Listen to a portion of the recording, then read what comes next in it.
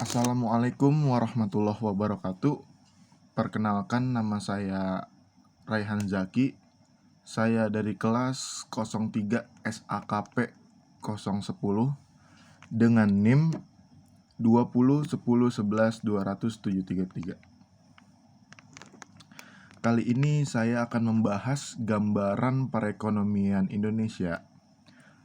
Kita dapat memilah perjalanan perekonomian bangsa ini ke dalam 3 ruang, yaitu Orde Lama, Orde Baru, dan Orde Reformasi. Pembangunan ekonomi di masa Orde Baru memang meninggalkan prestasi yang tidak dapat dilupakan dari negara yang dihantam krisis politik, kesenjangan sosial, dan hiperinflasi pada era Orde Lama. Menjadi masalah satu negara yang masuk Asian Miracle karena pertumbuhan ekonominya yang luar biasa. Sayangnya, krisis ekonomi yang terjadi di tahun 1997 sampai 1998 dengan begitu mudahnya memporak-porandakan sendi perekonomian yang telah dibangun era Orde Baru selama 32 tahun.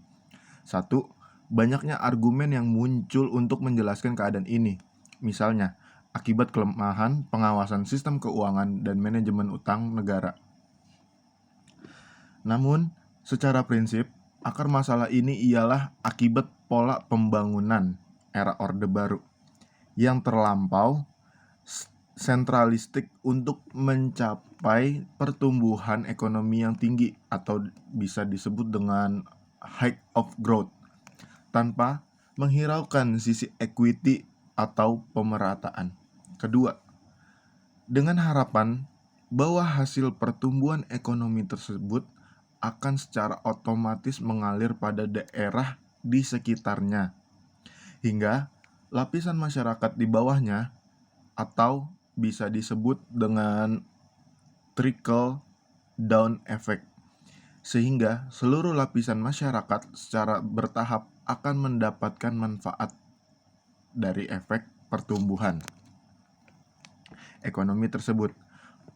Pola demikian justru memunculkan ketidakmerataan pembangunan di Indonesia yang merupakan negara kepulauan atau NKRI Pulau Jawa sebagai pusat bisnis dan pemerintahan menjadi jauh lebih maju dibandingkan dengan daerah-daerah lain di Indonesia. Padahal daerah-daerah yang tertinggal seperti Papua dan Kalimantan mempunyai kekayaan sumber daya alam yang cukup melimpah yang selama ini berperan penting menyumbang produk domestik bruto atau PDB terbesar bagi negara. Inilah yang melemahkan fondasi ekonomi. Lebih dari 30 tahun proses pembangunan berlangsung. Pada tahun 1967 sampai 1997. Sejak Pelita 1 dilaksanakan, efek menetes atau trickle down effect yang diimani itu sangat kecil dirasakan. Bahkan hingga tahun 1980 sampai dengan krisis ekonomi terjadi pada tahun 1997, Indonesia memang menikmati laju pertumbuhan ekonomi yang tinggi, tetapi tingkat ketimpangan ekonomi dan kemiskinan pada akhirnya juga semakin luar biasa. Papua Barat dan Papua misalnya, hingga tahun 2010 ini masih merupakan daerah dengan persentase kemiskinan terbesar di Indonesia, yaitu 34,88% dan 36,8%.